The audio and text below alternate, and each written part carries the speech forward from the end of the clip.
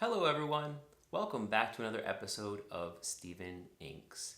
It's time to get back into pen reviews, and today I have one I've wanted to look at for a long time. It's the Jinhao A10.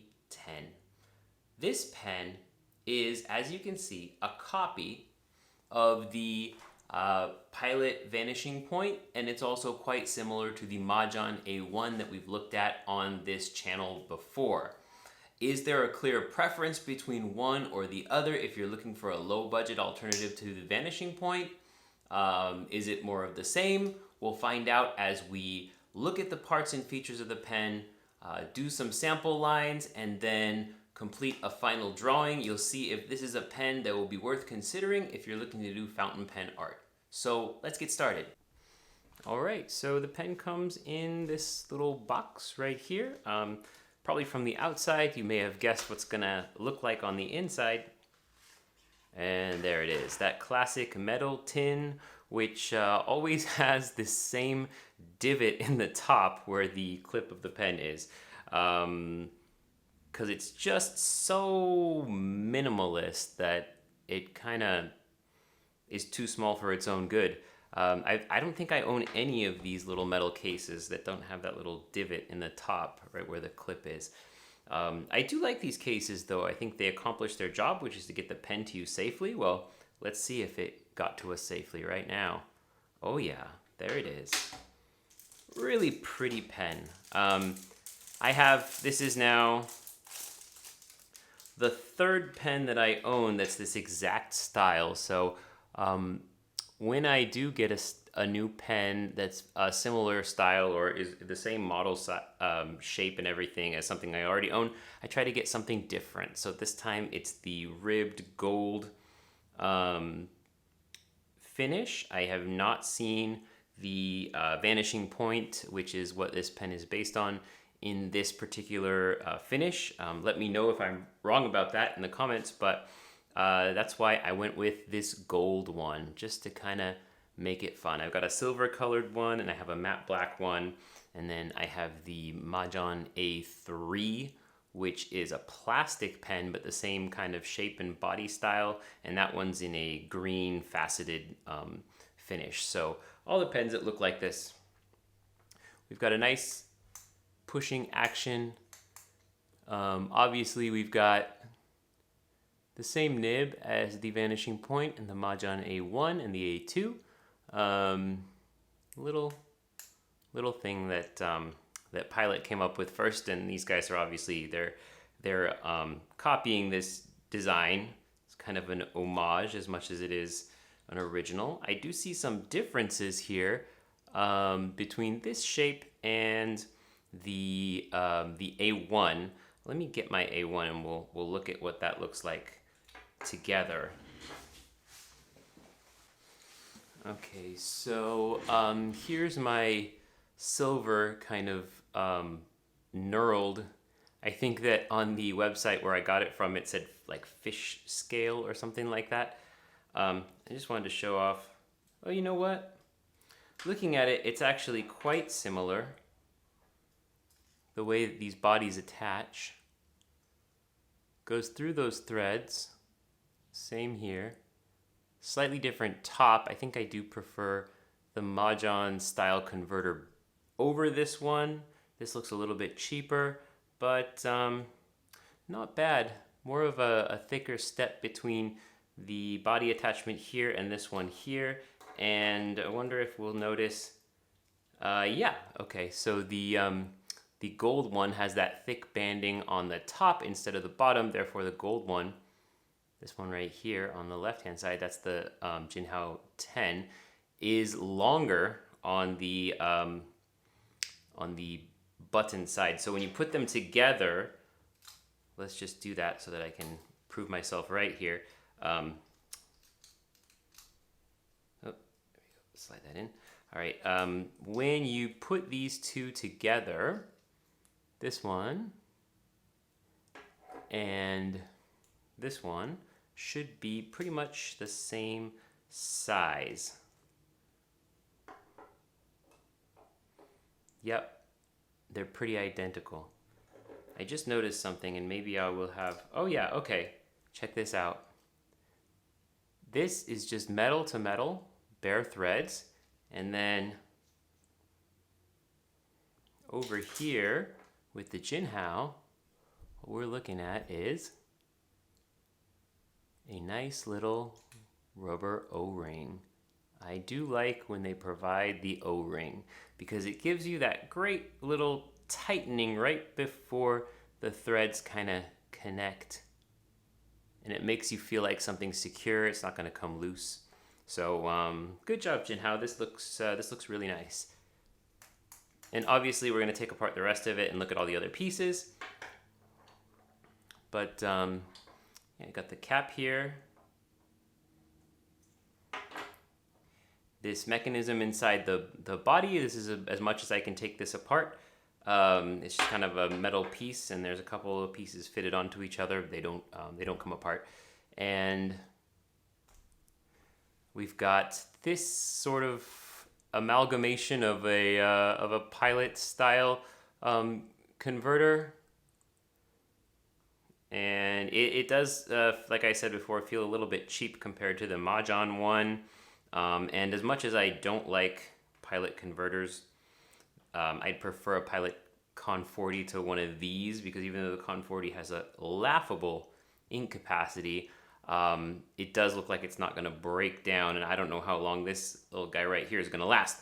And of course, although Jinhao has its own bore size, like the size of the converters, this is 100% the size of the pilot pen, because it's so completely machined after the pilot Vanishing Point that it even has to have the pilot size for the borehole for the converter. So it is basically a copy of the pilot Vanishing Point. Comes together nicely. It looks like it's gonna be really nice. We'll just have to fill this with ink and see what we think. I didn't rhyme that on purpose. Trying to figure out what color I wanted to put. I decided to go with Colorverse Pioneer Container. It's purple, and gold isn't obviously like one of the main like color wheel type colors, but it's a sort of a yellow, it's a sort of an orange. There's a lot of places it could go, and purple is the complement of yellow, so I think this pen and this color will go together really nicely. Plus, I haven't used a purple ink in a while, and so I'm getting a little bit antsy for some purple. Let's see if this will go in up to the point that it needs to go in to draw ink out. If it doesn't, we're gonna have to just put the converter directly in there. That's okay, but we're just drawing and pumping down and up. I can't actually tell the, yeah. Oh, did that off camera, sorry about that. So let's just get that in focus here. The area where the ink goes in is too far up from how much of the pen I have left in there. So I'm just gonna put the converter directly into this bottle. No reason to throw out your old ink just because a few inches have been lost from a well-loved color. And we'll just go and twist it down and twist it up until we get a pretty good fill.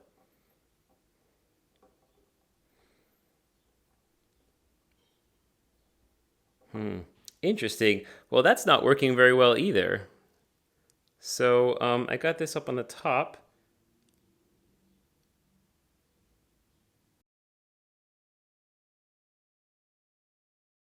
What time is it? It's blunt needle syringe o'clock. So this guy right here is the last ditch effort to save a bad ink fill. We all have them. I know you do. I know I do. You just fill up the end of the ink with there, and then you place it inside, and you can place it lower so you can actually fill from the bottom and avoid that surface tension issue that I had from before. Okay, so we are in. Put out the excess. And with that being done, it's time to add the feed and the nib to the top of our pen.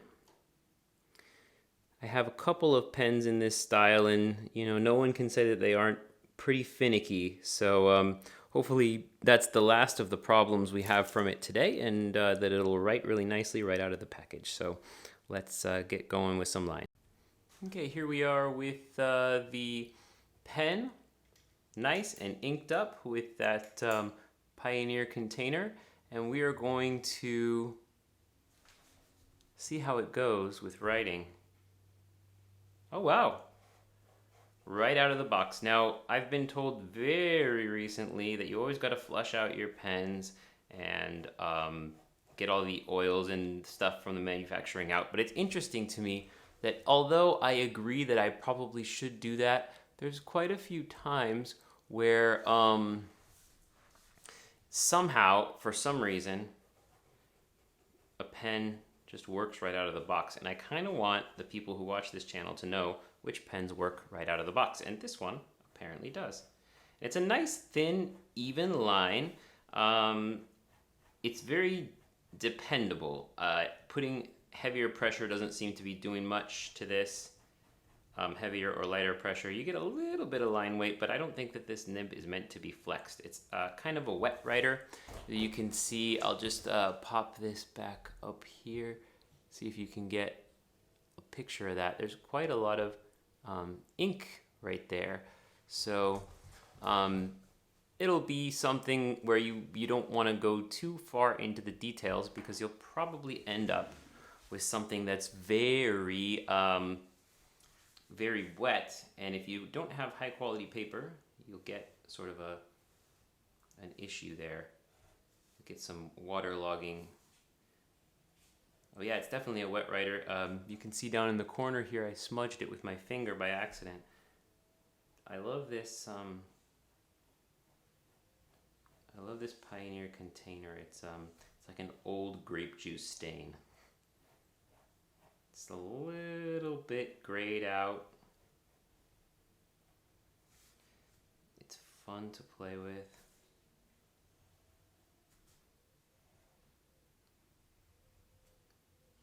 Yeah, and I think it's got a lot of the qualities that my lines are all over the place today. Really do some warm-ups before we get into the drawing portion. It's got that kind of quality that I like in the other pens like it that I have, that being the Mahjong A1 and the A2 when it works well. The A2 was not my favorite. I don't know if you've had one of those pens. Let me know what you thought of it in the comments. I just like the fact that I put it down and it puts a line, and I have a very good idea of what that line is going to be. So that makes me happy, because it's a dependable line. Now, stuff that goes crazy can surprise you, and being a little unexpected, I think that's good for me to have a pen like that, but I don't enjoy it nearly as much as I enjoy having a dependable pen. Dependable. That's just like another way of saying pen. I'm dependable. I don't know where I'm going with that, but yeah. This is a fun set of lines. And I could go at this for quite some time. It feels like it's dry. It's a little toothy, but it's still very wet. So that's an interesting sensation. I can't think of if I have another pen that acts like that. You get very thin lines, but if I were to... Oh, that didn't work. I thought that it would smudge if I went over it with my finger, but it dried pretty fast. So...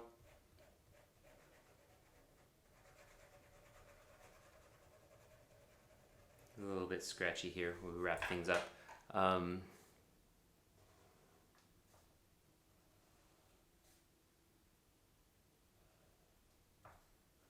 little pyramid. So yeah, it's got a lot of great qualities to it. I think it's a nice little pen. I would recommend this, I would say, on an equal level to the Mahjong A1. The A2, as I mentioned before, I think that the downgrade in quality is not worth the lower price. So if I were to recommend one, and I couldn't say one more than the other, I'd say the Mahjong A1, which I showed off earlier in the video, and this pen are pretty much on the same level. So I would say go look at the designs they have and the colors they have and figure out which one you like the most. I should mention also though that I think the Jinhao 10 is cheaper than the A1. So if that matters to you, it's not by a lot. I think it's by about $10 or $20 maybe. I mean, that is kind of a lot.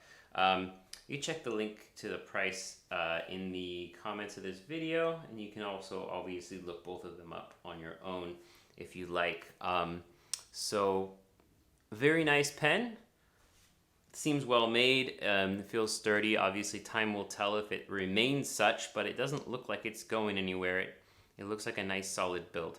So, leaving this to a little bit of art advice.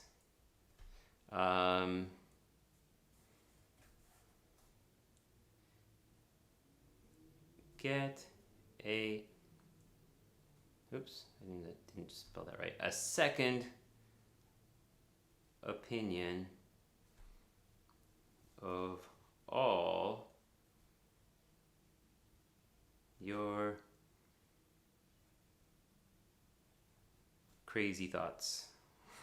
This is advice for everything.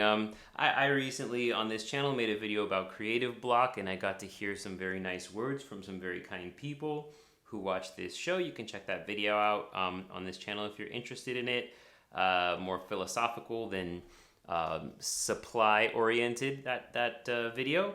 But I think it's good from time to time to actually say the things that you're worried about, the things that are bothering you, and just find out if anybody else feels the same way.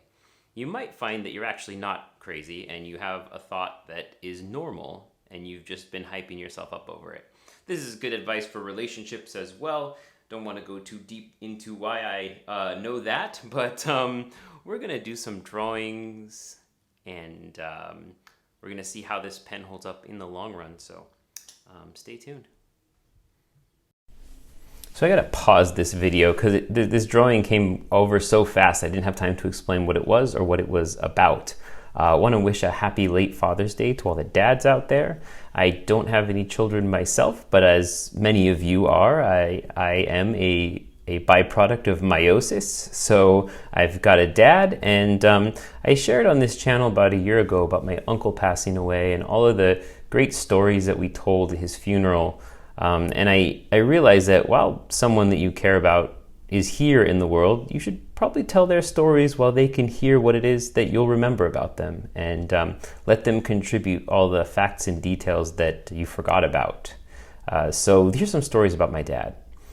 First of all, he had a mustache from the 1960s all the way until today, until the early 2000s when my sister convinced him to shave it off. But the reason he had it in the first place, I thought was hilarious, because his younger brother, my uncle, who I mentioned before, was taller than him in high school. So that's when he had to make the move to grow a mustache so that everybody would know that he was the older one, because he couldn't handle being shorter than his little brother. And as a little brother who's taller than my older brother, I find that hilarious, and I'm on Team Uncle. Here's a crazy story. He actually had his thumb nearly completely cut off in front of a bunch of high school students. My mom is a retired teacher. One time she invited my dad over to her school campus to help her build a hydroponic garden with her science class. He wasn't careful with the saw and he nearly cut his thumb off in front of everybody. He was rushed to the hospital, where it just happened to be that two of the best surgeons in the state, at least, I think maybe even in the country, happened to be nearby, and they did a super long surgery and reattached his thumb, and he still has it to this day. Good news for him, but it probably didn't undo all of the trauma that was experienced by all those high school kids who were just trying to go about their lives and didn't need to see that. Yeah, and he plays the guitar. Not nearly as well as he did before the aforementioned thumb incident, but he wrote a little song for our family. He uses it in when we go on vacation, birthdays, weddings, all of that stuff. I think it used to really embarrass a lot of my siblings and I when we were little, this song that he would bust out at every little get together. But now we see, his grandchildren listening with him, and even some of my friends that I grew up with. And I guess no one's really embarrassed by that song anymore, except for me. So I guess I can still get embarrassed by my old man. Here's a story that changes every time he tells it. Last time he said it was 7, but I believe the actual number is 3, the number of times he proposed to my mom before she finally said yes. Sometimes you've got to be persistent.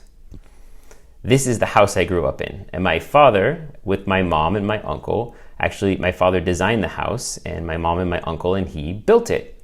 This is the house that I grew up in. So I grew up in a house where every single board, every single slat in the roof, every single window and door were designed specifically for us to walk through, to be in, to be a part of. It's really quite a legacy that he was able to do that, and something he's definitely proud of.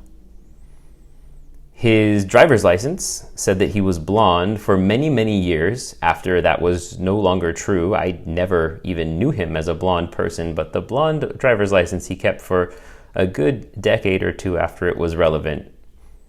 He had to change it recently. And these last 2 drawings are somewhat related. He is an architect. Currently, what he's doing with his architecture is building and designing tiny homes. If you know about those from YouTube videos and such, he thinks that tiny homes are a great way to possibly solve the homeless population problem within California, is to give people homes, and he's working really hard on that. It's sometimes quite a struggle to get people to see things from that perspective, but I'm really proud of him for putting his attention on that. And last but not least, he has the strongest cup of coffee you could ever possibly have in your life. He used to do hospitality at the church we grew up in, and they kicked him off the team because nobody wanted to drink the coffee when he made it. And I can say amen to that, because I've drank his coffee recently by accident, and it was a harrowing experience, but no one makes coffee like Dad. So this was the Legend of Dad. I put it on the wrapping for his Father's Day present, and I made him explain the stories to people, and then I had my mom explain the stories to him from her perspective, and the grandkids and nieces and nephews all got to listen and hear those stories again. So it was a great tribute to Dad, and I'm realizing as I'm turning and doing this video that I put the title to the present upside down, but oh well. Hope you enjoyed. Final thoughts? It's a close race, I'll tell you that much. It's so close, in fact, that I think it's time to call it a tie.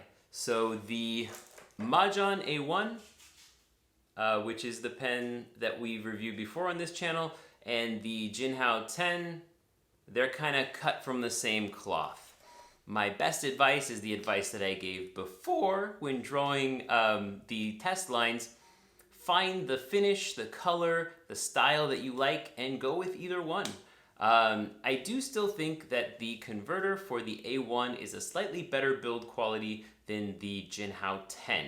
So leave that for what you will. You can obviously always buy a Pilot converter and slip it right on there if that's your preference. So that does it for this video. Please like and subscribe if you'd like to get more videos like this in your feed, and check out my website, steveninks.com, where you can look at getting a copy of my book on fountain pen shopping, and I'll see you around in the next one.